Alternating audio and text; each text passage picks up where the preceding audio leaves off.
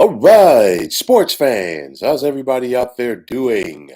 William Martin coming at you one more time here on YouTube with another edition of the 300 Pounds of Sports Knowledge Podcast. Since taking over the Penn State football program in 2014, head coach James Franklin has worked to get the Nittany Lions back on the national stage. Franklin is in his 10th year at Penn State as his overall record is 84-37, while he is 52-31 within the Big Ten. Franklin led Penn State to the Big Ten championship back in 2016, while on his watch, the Nittany Lions have won the Rose, Fiesta, and Cotton Bowls.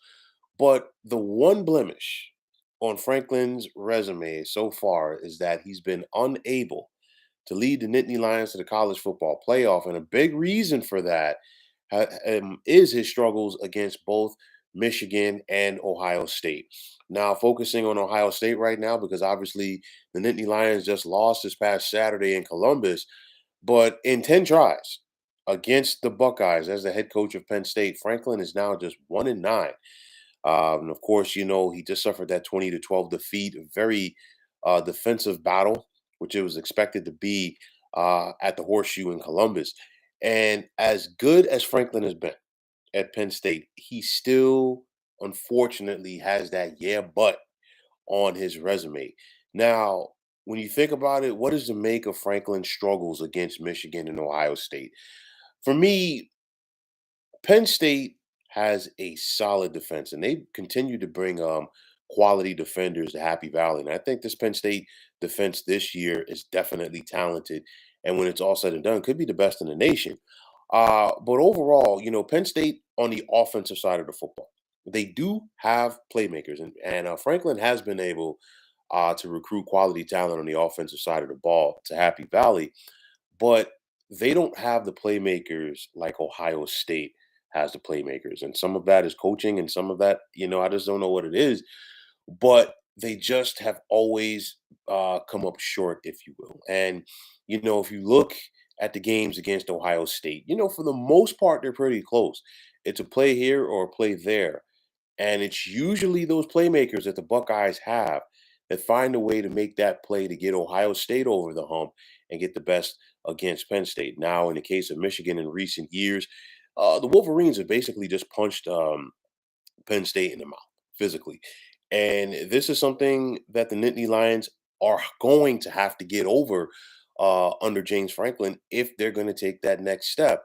Now, for me, things should open up for Penn State and James Franklin due to the fact that next year, when the Big Ten expands to 18 teams, so pretty soon we're going to be the Big 20. But nonetheless, the Big Ten is going to scrap the divisional format, which means that Penn State's no longer going to be in the Big Ten East and having to face both Michigan and Ohio State each year. But you're still going to have a lot of quality opponents in that league.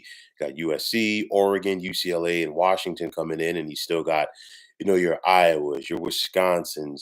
We can go right down the list of the quality programs in the Big Ten, but nonetheless, Penn State won't have to face those juggernauts every year. And then you just look at James Franklin's resume in recent years. 2016, he went 8-1 in the Big Ten. That was the year that the Nittany Lions did win the league. 7-2 back in 2017, with both of those losses coming against Michigan and Ohio State. 7-2 once again in 2019. 7-2 last year, and there's a possibility of going 7-2 again. You've already lost to Ohio State, and of course, you still have Michigan coming down the pike. But for me, obviously the expanded college football playoff is going to make it a little easier for Penn State to get to the postseason, but they're going to still have to find a way to get over the hump against not only Michigan and Ohio State, but then also those elite teams. Now, don't get me wrong, I'm trying to not Franklin and not sound like an oxymoron, if you will, because when you're getting to a New Year's Six bowl game is not easy. Winning a New Year's Six bowl game is not easy as well, and he has 3 of those wins on his resume, 4 New Year's Six bowl game appearances overall. But to take that next step to get to that college football playoff, you're going to have to face the Alabamas. You're going to have to face the Georgias. You probably even have to possibly face the Texases or maybe even a Michigan or Ohio State in those contests. And you're going to have to find a way to overcome that if your program is going to take that next step, if your program is consistently going to be top five. And I mean, listen, again, Franklin has done a bang up job at Penn State. When he came in, he took over a program that was still under sanctions. Things have gotten on track, and with the exception of the 2020, excuse me, COVID shortened year, he's finished with a winning record in each of his years there. Got the big time extension several years ago. So James Franklin's not going anywhere. James Franklin is the right guy to lead this program. It's just a matter of he still has that yeah, but on his resume. So I mean, he's still got the Michigan game, still got an opportunity to possibly win the Big Ten East. It's going to be easier said than done because Ohio State is rolling. Kyle McCord is getting more comfortable as the games and the season progresses, and Michigan looks like a runaway freight train for right about now. So if you're Penn State, you're probably going to miss out on the college football playoff once again. And you're probably going to have to settle for a New Year's Bowl game, which really isn't a big, settle. But at the same time, if you're Penn State, you want to be at the big table eating with the big boys.